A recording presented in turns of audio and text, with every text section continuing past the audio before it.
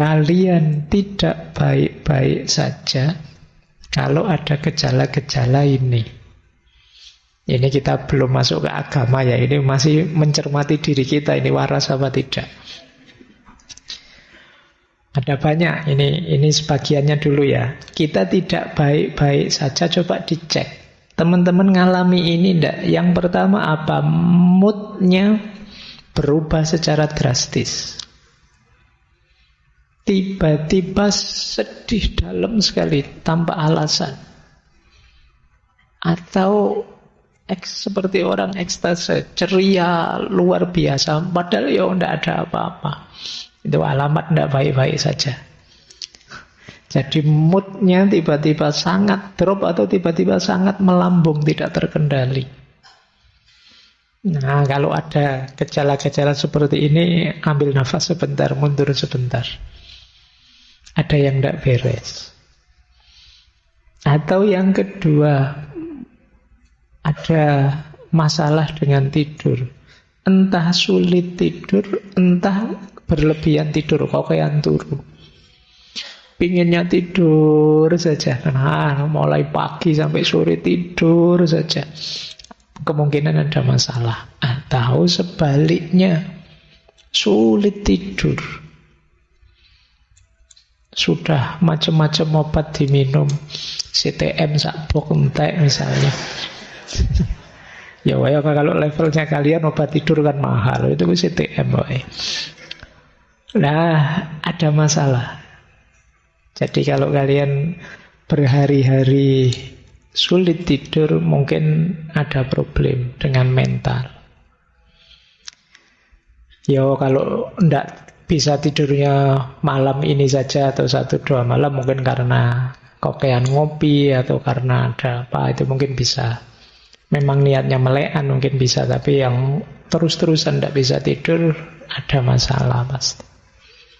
Atau yang ketiga, berat badan naik drastis atau turun drastis, alasannya tidak jelas. Kamu tidak sadar, tiba-tiba kok naik atau tiba-tiba turun, mesti ada masalah. Ya kan, tapi kalau kamu sengaja diet atau sengaja makan banyak, itu beda, memang kamu sengaja. Tapi ini kamu sebenarnya tidak ingin diet atau tiba-tiba kurus. Kamu juga perasaan makan itu biasa-biasa tapi kok gemuk, atau selera makanmu tidak terkontrol, kemungkinan ada masalah. Atau kamu menyendiri, kamu pingin sendiri, tidak mau diganggu dalam waktu lama, kemungkinan kita tidak baik-baik saja. Ingin mengisolasi diri terus, tidak nyaman saya Pak dengan orang lain, saya ingin dengan duniaku sendiri, tidak mau diganggu. Kemungkinan kita tidak baik-baik saja. Atau susah berkonsentrasi, ngambil keputusan susah, selalu bingung. Sekedar pingin makan di mana malam ini, itu mikirnya suwi banget. Stres gara-gara itu. Kok kamu kurus? Saya mikir Pak, mikir apa? Mikir makan di mana. Tiap hari begitu Pak. Jadi ada masalah Pak. Hal-hal biasa-biasa jadi sulit kamu putuskan. Kadang-kadang kita kemarin menyebutnya yang begini kan overthinking, untuk hal-hal yang tidak penting. Kemungkinan kita tidak baik-baik saja. Ya kalimat saya tidak baik-baik saja itu saya tidak berani bilang kamu kesehatan mentalmu agak terganggu, tapi mungkin ada hal-hal yang perlu kamu perbaiki. Masih ada lagi, yaitu tingkat energimu drastis berubahnya. Ada ndak yang teman-teman tiba-tiba mudah lelah? Biasanya saya itu sehat loh Pak, sekarang jalan sebentar ke kampus rasanya lelahnya luar biasa. Nah ini berarti energi kita tiba-tiba turun drastis. atau ada gembira berlebihan yang tidak wajar. Cuma nonton apa gitu, ketawanya tidak selesai-selesai. Itu kemungkinan kita butuh pelampiasan. Jadi kita butuh pelarian. Nah ini jangan-jangan kita memang tidak baik-baik saja. Apalagi yang ini, ada persepsi atau pola pikir yang terganggu. Mungkin ada yang mengalami delusi atau halusinasi, melihat yang sebenarnya tidak ada, atau membayangkan yang buruk-buruk sampai kamu sedih sendiri. Nah ini berarti kita tidak baik-baik saja. Ada lagi perubahan dalam perilaku. Jadi tiba-tiba sensi, ngamukan, tersinggungan. Kemungkinan ya memang tidak baik-baik saja. Atau merasa diri tidak bernilai. Mungkin kemarin pernah saya ceritakan, tiba-tiba ada mahasiswa yang curhat ke saya bahwa, Pak, kenapa sih saya itu ada di dunia ini? Gunanya apa Allah itu menciptakan saya? Wong saya merasa tidak ada gunanya apa-apa. Saya itu beban bagi semuanya yang lain. Kalau ada yang pikirannya begini, ya memang sedang tidak baik-baik saja. Ayo kita bereskan pelan-pelan. Jangan kesusu ngambil keputusan yang buruk-buruk. Jadi ini rasa tidak bernilai. Apa sih gunanya aku, siapalah aku, dan lain sebagainya. Atau kalau yang terakhir ini mungkin agak unik. Ini namanya psikosomatis. Psikosomatis itu sebenarnya gangguan jiwa, tapi merembetnya ke sakit fisik. Mudah sakit kepala, mudah nyeri, asam lambungnya naik, vertigonya kumat, dan lain sebagainya. Ini biasanya namanya psikosomatis. Kalau mau ujian, asam lambungnya naik. Itu psikosomatis namanya. Jadi sebenarnya itu pikiran, tapi yang mengimbas ke fisik. Jadi ini kebalikannya mensana in corpore sano. Dalam tubuh yang sehat terhadap jiwa yang sehat. Kalau ini dalam jiwa yang sehat ada tubuh yang sehat. Karena diawali dari pikiran, dari jiwa, mengimbas ke sakit fisik. Kalau dalam sejarah Islam kan ada cerita Imam Ghazali menyembuhkan, saya lupa, kalau bukan Al-Ma'mun ya Al-Amin, waktu muda. Yang dia ini sedang anaknya raja tapi jatuh cinta tapi tidak berani ngomong. Karena ya dia anaknya raja yang dicintai mungkin orang biasa. Sampai kemudian jatuh sakit. Nah, kan jatuh cinta tidak berani ngomong bisa jadi sakit. Ini namanya psikosomatis. Yang itu tidak ada tabib yang bisa menyembuhkan. Akhirnya sama Imam Ghazali, ketika beliau diminta nasihatnya gimana agar pangeran ini sembuh, sama Imam Ghazali, Imam Syafi'i. Sama Imam Syafi'i dibisikilah nama-nama jalan seluruh kota. Nah, pas nama jalan di mana perempuan yang dia jatuh cinta ini tinggal, pangerannya melek. Wah, seneng Imam Syafi'i. Mesti hubungannya dengan jalan ini. Terus coba cari nama perempuan-perempuan semua yang tinggal di jalan itu. Nah, dibisikkanlah ke telinganya pangeran itu, dan begitu pas nama perempuan yang dia cintai, kaget dia. Tiba-tiba bangun. Nah, ternyata kuncinya di situ. Jalan keluarnya gampang, dikawinkan. Wong anaknya raja kan gampang. Kalau kalian tidak tahu saya. Ya kalau kalian stres koyo apa meskipun ketahuan penyakitnya, kalau kayak gitu tidak jaminan juga. Kalau anaknya raja sih gampang. Baik, saya lanjutkan. Ya, kalau ada ciri-ciri tadi berarti tidak baik-baik saja kalian. Ayo ya, mulai kita sembuhkan diri kita pelan-pelan. Ini saya ada kalimat menarik dari Lewis, The Problem of Pain. Kata dia, rasa sakit mental itu tidak sedramatis rasa sakit fisik. Namun lebih banyak terjadi dan lebih sulit ditanggung. Upaya yang sering kita lakukan untuk menyembunyikan rasa sakit mental biasanya menambah bebannya. Lebih mudah mengatakan gigiku sakit daripada mengatakan hatiku hancur.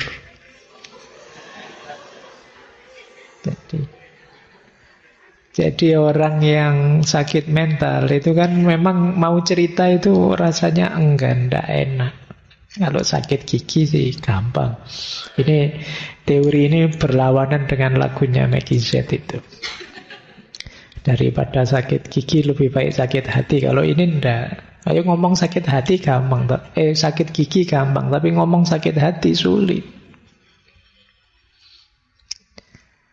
Jadi makanya teman-teman saja yang punya circle, punya teman, punya jaringan, punya kelompok, punya kolega, yuk saling peduli. Karena kadang-kadang sahabat kita, teman kita yang dalam kesulitan dalam aspek mental ini, sulit sekali kita mendeteksinya. Ayo saling peduli, saling mendukung. Kalau sakit fisik gampang. Kita sering dapat berita teman kita yang ini sakit ini sekarang abnormal, ketahuan, tinggal kita jenguk di rumah sakit, selesai. Tapi yang sedang kecewa, sedang patah hati kan tidak ada woro-woronya di grup WA. Kan tidak ada yang terus ayo kita jenguk teman kita itu, dia sedang patah hati, dia sedang kecewa, dia kan tidak begitu.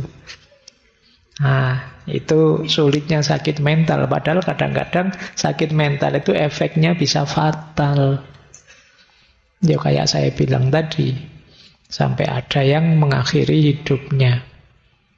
Maka penting bareng-bareng, ayo kita saling peduli.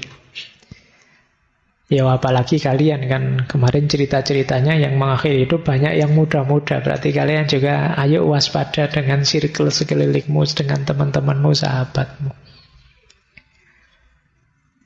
Baik, saya lanjutkan. Kalau menurut Islam apa? Ini saya ambil, ada banyak tokoh yang semula saya ingin kutip tapi terus saya rangkum saja jadi satu ya. Di situ ada Imam Ghazali, ada Ibnu Qayyim al-Jauzi, dan kawan-kawan. Apa sih perannya agama untuk hidup kita? Saya sebut saja berdasarkan psikologi Islam.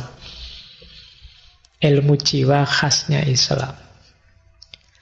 Jadi dalam Islam, agama itu memenuhi beberapa dimensi hidup kita. Yang pertama, agama adalah fitrah. Jadi kita itu lahir membawa dorongan jiwa yang cenderung kepada ketuhanan. Jadi maka kalau kita tidak bertuhan itu ada yang hilang, ada yang hampa. Kenapa? Karena ini fitrah. Fitrah itu dorongan jiwa alami namanya. Mungkin kegelisahan-kegelisahan mental kita yang tadi banyak sekali indikasinya karena kita jauh dari Tuhan atau jauh dari agama. Sehingga fitrah kita, dorongan jiwa untuk mengakui, menegaskan keberadaan Tuhan tidak terpenuhi. Ya fitrah itu kan setara dengan fitrah untuk menikah misalnya. Setiap orang ada dorongan dalam dirinya ingin punya pasangan dan berketurunan. Ini fitrah. Kalau kita lawan fitrah ini, saya tidak mau nikah Pak, saya itu ada yang hampa, ada kegelisahan tersendiri. Nah, agama juga begitu. Jadi kalau dalam Islam, kalau kita menjauh, kalau kita meninggalkan agama, ada yang hamba dan gelisah. Nah, ini Kalau teman-teman membaca kritik-kritik pada peradaban barat yang terlalu materialistik, itu kan arahnya ke sini. Ada yang hilang, ada yang hampa, ada fitrah yang dikesampingkan. Itu yang membuat gelisah. Maka agama berperan mewujudkan, memfasilitasi fitrah itu, yaitu fitrah bertuhan. Itu yang pertama itu. Yang kedua, ada lagi perannya agama, yaitu peran akidah. Peran akidah ini, tadi kan hidup bahagia itu harus punya tujuan, punya nilai. Peran akidah ini dia berperan, kita mantep, kita yakin, kita percaya pada Tuhan, yang itu tujuan dan makna puncak hidup kita. Di situ kita nyaman kemudian. Jadi ini peran akidah, karena kita tujuannya Tuhan, kenyamanan kita ada pada Tuhan, kegagalan apapun masih bisa kita toleransi selama kita tidak menjauh dari Tuhan. Nah, ini peran agama di situ. Kalau teman-teman sedang galau, sedih, gelisah, mari kita sadari bahwa hidup ini ilaihi roji'un, kembali pada Allah. Selama kita tidak kehilangan Allah, selama kita masih dekat dan semakin dekat padanya, kita masih nyaman, kita masih aman. Tidak harus galau, tidak harus putus asa. Ini namanya peran akidah. Yang ketiga, apa perannya agama untuk kesehatan mental? Yaitu takwa. Takwa ini kita mendefinisikannya kesadaran dan ketaatan pada Allah, pada Tuhan. Kesadaran dan ketaatan ini jangan dikira sekedar kayak kritiknya Nietzsche tadi ya, itu hanya kita seperti budak saja disuruh-suruh. Enggak. Yang diperintahkan oleh Allah pada kita itu sesuatu yang manfaatnya untuk kita. Kalau budak itu kan disuruh untuk manfaat majikannya. Tapi Allah menyuruh kita untuk kita, ketenangan jiwa kita, kemantapan hati kita, perilaku kita yang baik, panduan moral untuk hidup sehari-hari. Disitulah perannya agama. Kadang-kadang pikiran kita buntu, hati kita gelap, kita tidak bisa milih apa yang harus saya lakukan, apa yang harus saya jauhi. Alhamdulillah ada agama, petunjuknya konkret. Saya harus melakukan ini, menjauhi ini, mengurangi kebingungan dan capek kita. Nah, itu gunanya takwa. Jadi ini peran yang ketiga dari agama. Yang keempat, agama juga punya peran evaluatif. Ini sering kita bahas, tadi juga kita singgung. Malam hari ini kita agak muhasabah ya, mengukur diri kita. Introspeksi. Agama jadi standar-standar. Orang muhasabah itu kan ngukur sebaik mana perbuatanku, pikiranku, perasaanku. Aku ini tambah baik apa tidak. Evaluasi diri, introspeksi diri kan penting. Cuma kalau kita tidak punya standar-standar, sulit kita muhasabah. Pak, saya tafakur tentang diri saya, Pak. Kelihatannya saya lebih baik sekarang, Pak. Loh, lebih baik itu dilihat dari mananya. Nah, kalian perlu standar. Nah, agama menyediakan standar itu. Muhasabahmu lebih simpel sekarang. Pak, rasanya kok saya tambah jauh ya Pak dari Allah. Nanti kan kamu punya standar sekarang. Rasanya kok saya tidak bisa menjalankan perintahnya Al-Quran ya Pak untuk sabar. Saya kok ngamuan banget sih Pak. Nah ini enaknya agama menyediakan perangkat standar untuk kita bermuhasabah. Ada lagi, agama mendidik kita untuk sabar dan syukur.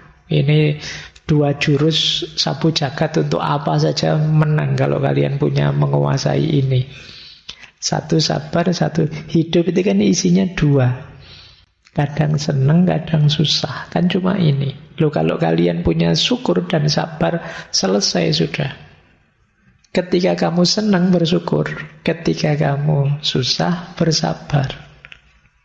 Jadi cukup 2 senjata itu, hidupmu akan stabil.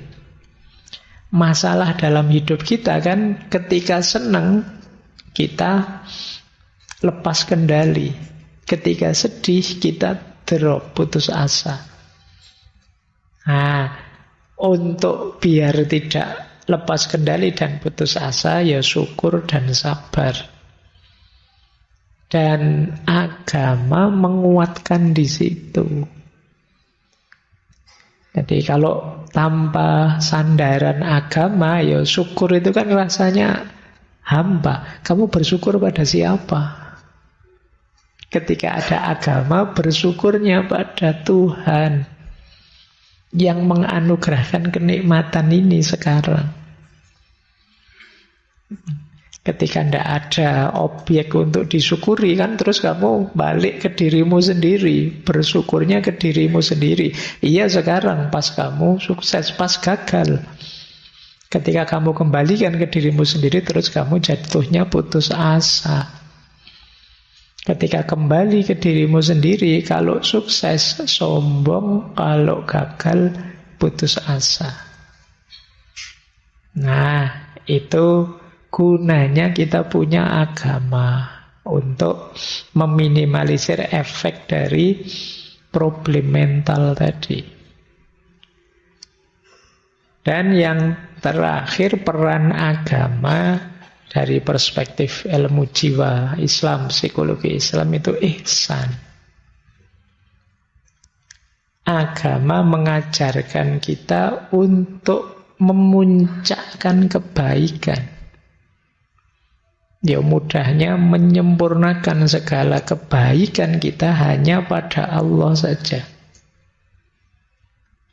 Ini lebih menenteramkan. Sering saya ilustrasikan, ya, hidup ini ada beberapa level motif tindakan kita. Ada karena kewajiban saja, ada karena kebutuhan, dan yang paling tinggi ya karena ketulusan, keikhlasan, kemurnian pada Tuhan saja. Nah, agama menyarankan segala perbuatan kita dipuncakkan sampai ke level lillahi ta'ala. Tidak sekedar karena pamrih, apalagi karena kewajiban.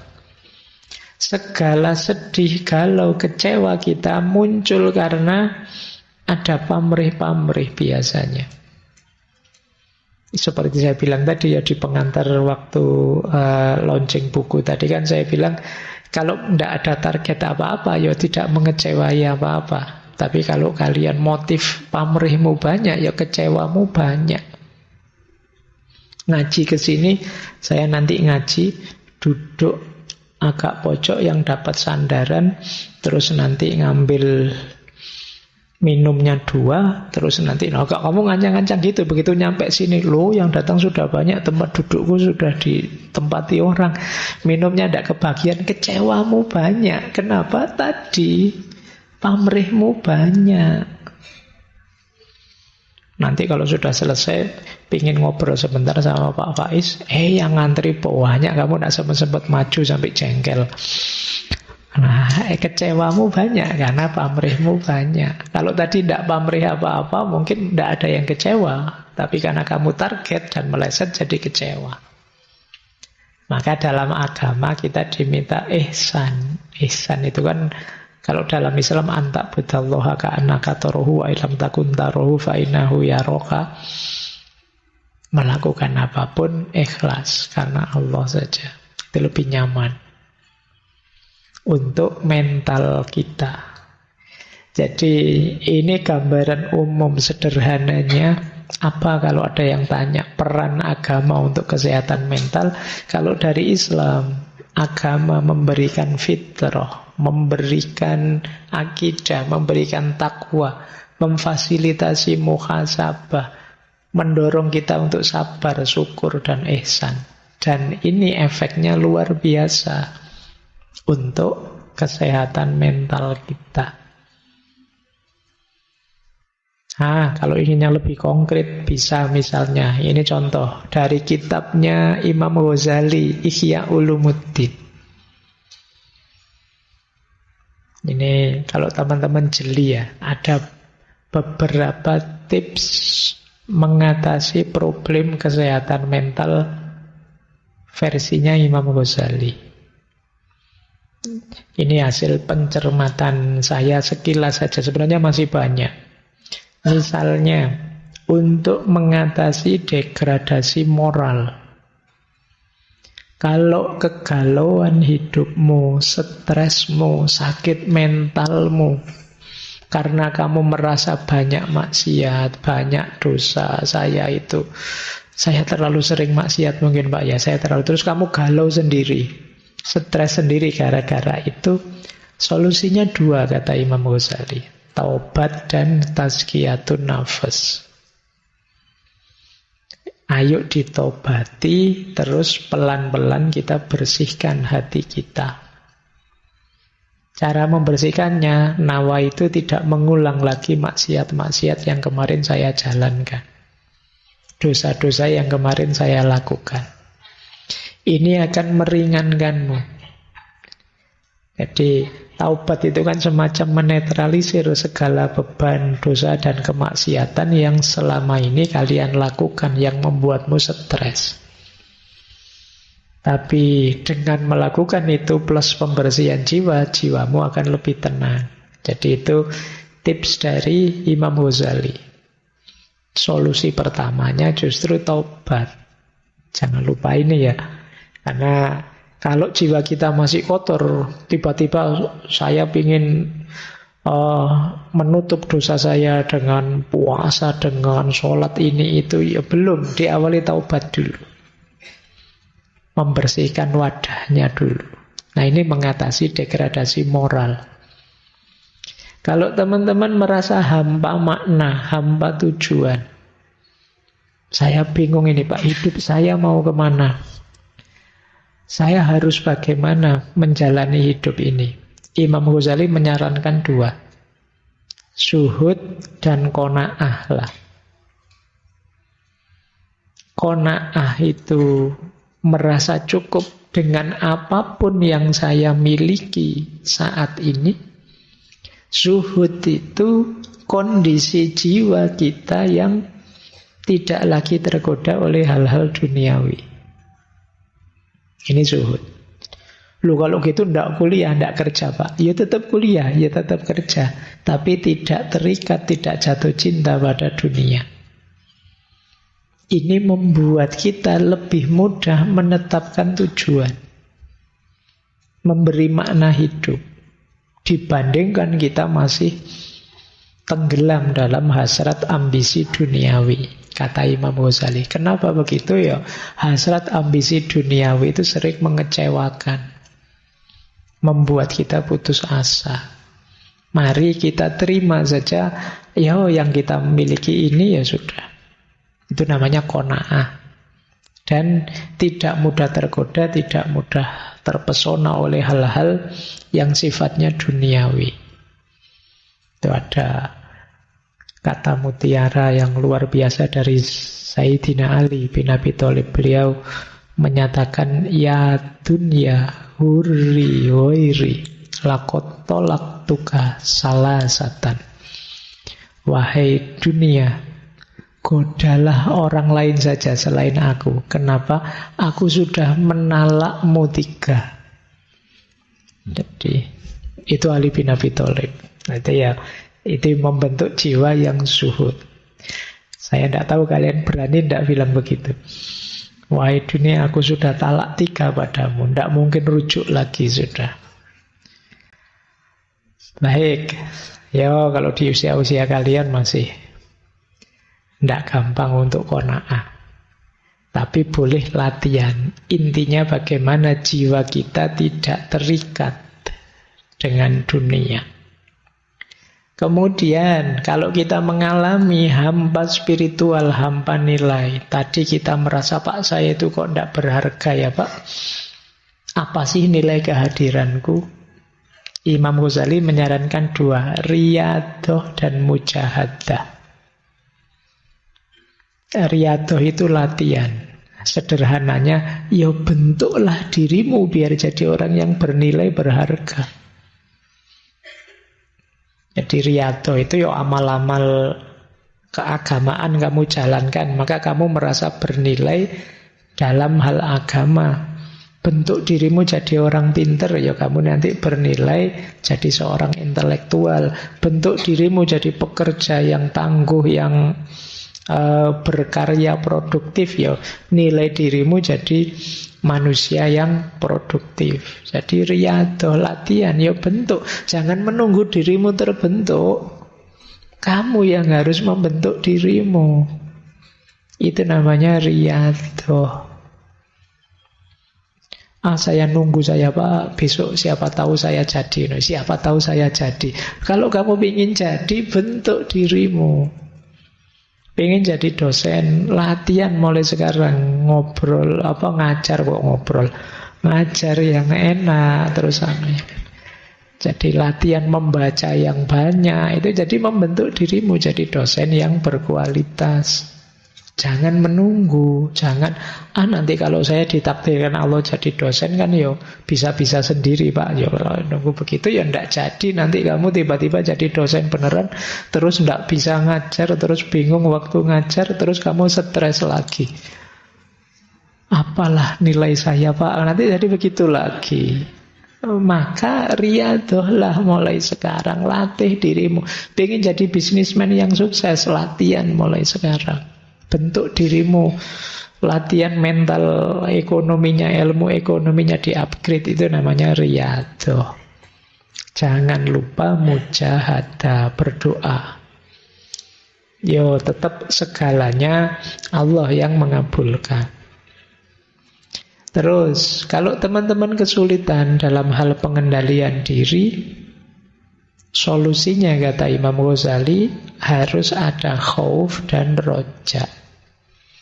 Khauf itu rasa takut pada Allah, roja itu harapan pada Allah. Dua-duanya harus imbang. Baru diri kita terkendali. Karena adanya khauf, maka kita tidak sembrono dalam hidup. Takut Allah murka, takut mendapat siksanya. Itu kan kita hati-hati. Nah, tapi juga tidak hanya takut, kita juga berharap. Karena ketakutan saja bisa melahirkan keputusasaan. Kita tetap yakin Allah sangat menyayangi kita. Allah penuh dengan anugerah pada kita. Itu namanya harapan, namanya roja. Jadi khauf saja bisa putus asa. Tapi tanpa khauf, orang bisa sembrono. Rojak saja orang suka-suka dia, ala dosa ndak apa-apa lah, maksiat dikit-dikit ndak apa-apa. Allah Maha Pengampun. Banyak cerita-cerita orang dosanya 99 itu aja masih diampuni, sampai yang ke 100 kita paling dosa kecil-kecilnya. Ini namanya sembrono, ndak ada rojak. Jadi ndak ada takutnya sama Allah. Isinya harapan saja, membuat kita sembrono, menyepelekan. Maka khauf dan roja ini harus imbang. Terus ya kalau ini kalau kita stres dan frustasi, kuncinya tetap sabar. Mbok sabar. Kita bagaimana caranya, ada tekanan apapun sabar. Sabar itu ada dua ya, ada sabar yang aktif, ada sabar yang pasif. Sabar yang pasif itu ketika kita ditimpa sesuatu. Sabar yang aktif itu ketika kita menjalani sesuatu. Sabar yang aktif itu istiqomah. Sabar yang pasif itu siap menanggung apapun ketetapannya Allah.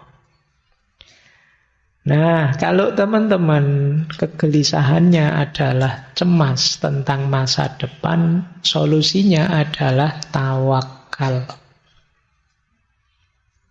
Tawakal itu berarti sepenuhnya pasrah pada Allah. Iya, tapi setelah didahului ikhtiar.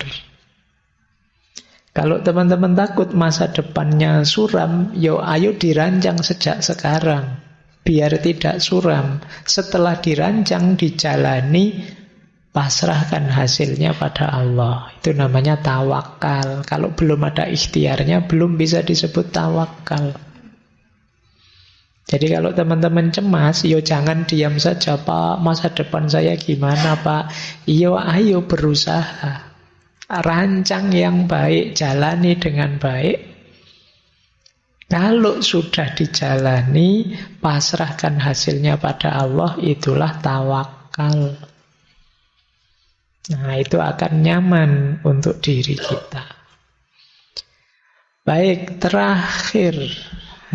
Kesimpulannya, dari semua uraian tadi para filosof, dari Islam, Imam Ghazali, secara umum bisa kita sebutkan bahwa setidaknya ada 5 hal penting yang bisa diberikan oleh agama sehubungan dengan kesehatan mental.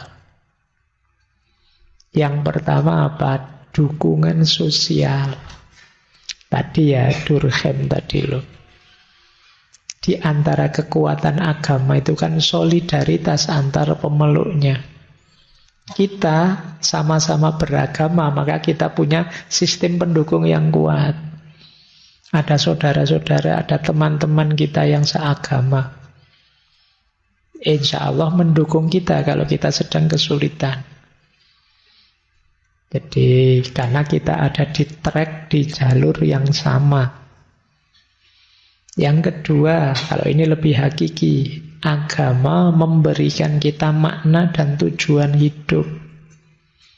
Banyak orang yang sakit mentalnya, kesehatan mentalnya terganggu, merasa tidak bermakna, hidupnya tidak jelas mau kemana, dan agama menyediakan semua itu. Agama memberikan kita orientasi, ke sini loh kamu menuju. Ini loh makna hidupmu, maka ini yang harus kamu lakukan. Yang ketiga, agama mengajarkan kita coping, cara untuk menyikapi masalah. Misalnya tadi yang diajarkan oleh Imam Ghazali.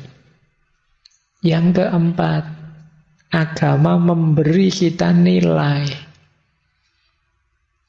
Tadi kan kebahagiaan itu berdasarkan nilai-nilai. Nah, agama menyediakan itu. Menyediakan nilai.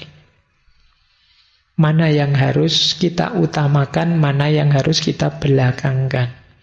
Mana yang harus kita tegakkan, mana yang kita tunda nanti saja, tidak terlalu penting. Nah, agama memberi kita itu, memberi kita prioritas-prioritas yang harus kita utamakan. Yang kelima, agama memberi kita harapan dan optimisme. Sepahit apapun pengalaman kita, seburuk apapun kegagalan kita masih punya Tuhan. Masih ada Allah. Tidak pantas kita putus asa, wong ada Allah. Apa sih yang tidak mungkin kalau bagi Allah? Makanya orang putus asa itu kalau dalam Al-Quran disebut orang yang kufur. Seperti orang yang tidak percaya pada Allah.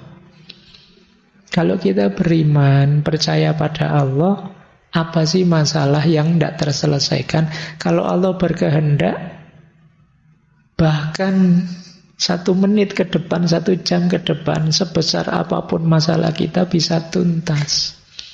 Dan ada banyak cerita-cerita semacam itu. Baik, masih ada 5 menit ya. Saya kesini saja. Terakhir kali, menurut saya ini penting. Untuk teman-teman yang sedang ada masalah berat, membebani pikiranmu. Apa Pak yang harus saya lakukan, Pak? Yang tadi sudah saya jelaskan, itu yang terakhir. Yang di situ saya tulis leap of faith. Kembali pada agama. Yang sebelumnya ini mungkin petunjuk yang lebih praktis. Jadi ini strategi, kalau di psikologi namanya strategi coping. Kalau teman-teman ada masalah yang membebani pikiranmu, sulit sekali dicari solusinya, ada beberapa strategi. Yang pertama, isolation.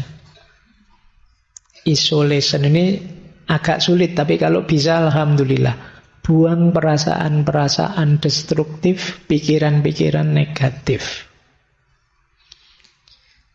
Jadi sudahlah, singkirkan saja. Entah gimana caranya kalau bisa. Namanya isolation.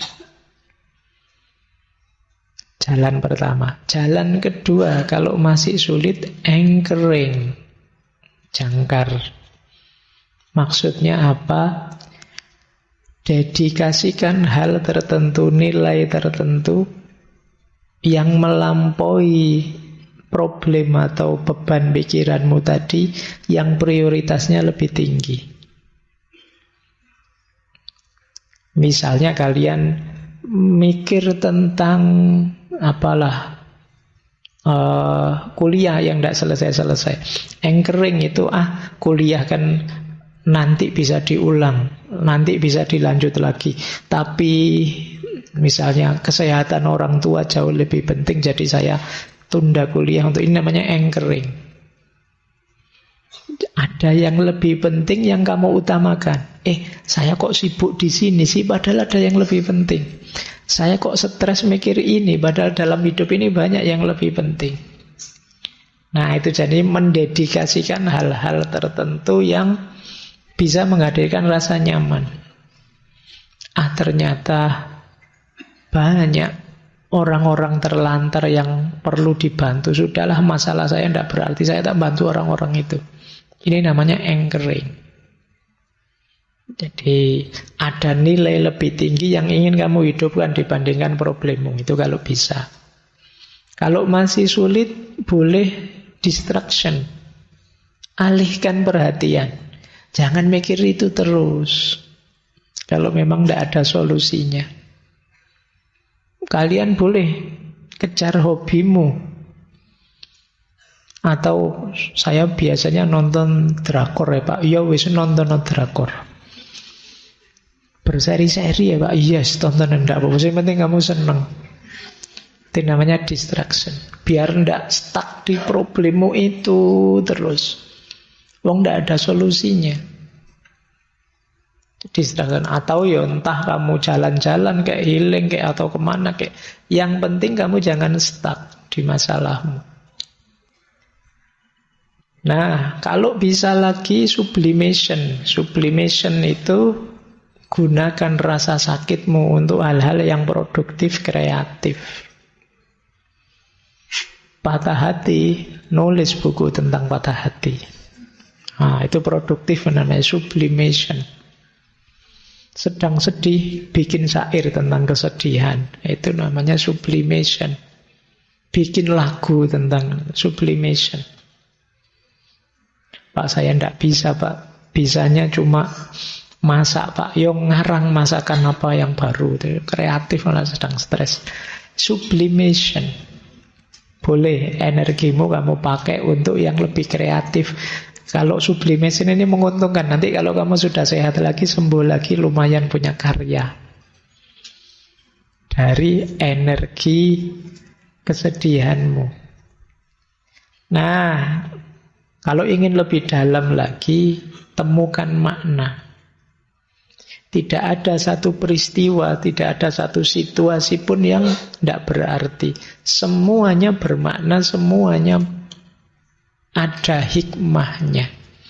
Temukan hikmah itu dan kalian akan lebih tenang. Namanya find meaning. Bahkan sakit, bahkan kecewa, bahkan amarah, dan lain sebagainya. Itu kalau kita mau berhenti sejenak, merenung, menemukan hikmah-hikmah di baliknya, pasti akan ketemu. Dan itu akan mengurangi rasa tertekan, rasa stres kita. Ya, yang terakhir tentu saja kalau masih saja sulit, puncaknya adalah yuk kembali pada Allah. Leap of faith. Kembali pada agama. Karena memang seperti kita bahas tadi, agama punya peran besar terhadap stabilitas kondisi mental kita. Terima kasih sudah menyimak. Semoga channel Mengaji Hening bersama Dr. Fahrudin Faiz selalu bisa memberikan ilmu, motivasi, dan kebermanfaatan. Salam sehat dan bahagia.